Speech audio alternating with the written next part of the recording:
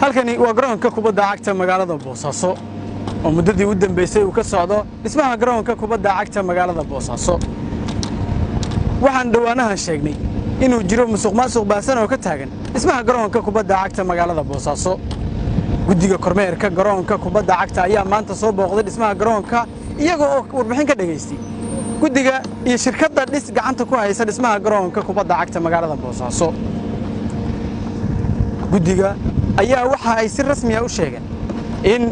darbiga iga dambeeya oo ah mid ka mid ah darbiyada garoonka kubadda cagta magaalada Boosaaso uu ku jirin qandaraaska in wax laga bedelo ama dhismihiisa la bedelo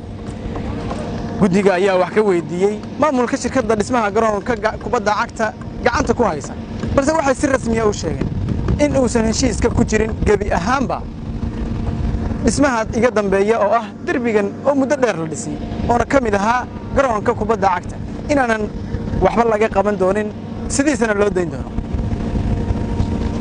guddiga ayaa marar badan ku celiyay in wax ka bedel lagu sameeyo darbiga kan iyo sidoo kale darbiga dhanka bidixiga ka beegan oo ah laba darbi oo qadiimi ah oo ka mid aha garoonka intiisa kale ayaa gabi ahaanba la dumiyay oo dhismuhuna uu u socdo si habsami leh sida ay sheegeen maamulka shirkadda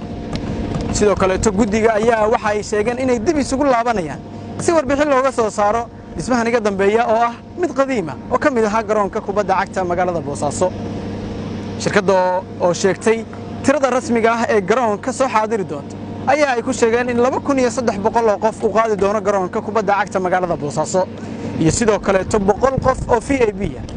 iyo qaybta dhismaha oo ah qaybta ay gali doonaan balaayirinta iyo sidoo kale macallimiinta garsoorayaasha garoonka ka iyo dhakhaatiirta caafimaadka garoonka muddo 7 bilood ah ayuu sheegay maamulka shirkaddu inay ku soo gabagabayn doonaan dhismaha garoonka kubadda cagta balse hadda oo la marayo bil iyo bar ayaa garoonkoodu moodaa inuu weli dib dhacsan yahay oo qaarkiis aysan weli dhismaha uusan dhammaystirin oo ka mid yahay weli aanan la dhammaystirin qolalkii garoonka iyo sidoo kale qaababkii kale waa anigoo Maxamed Jaamac ku sugan garoonka kubadda cagta magaalada Boosaaso wixii ka soo kordhay garoonkan waxaad kala socon doontaan boggayaga rasmiga ah ee Maxamed Jaamac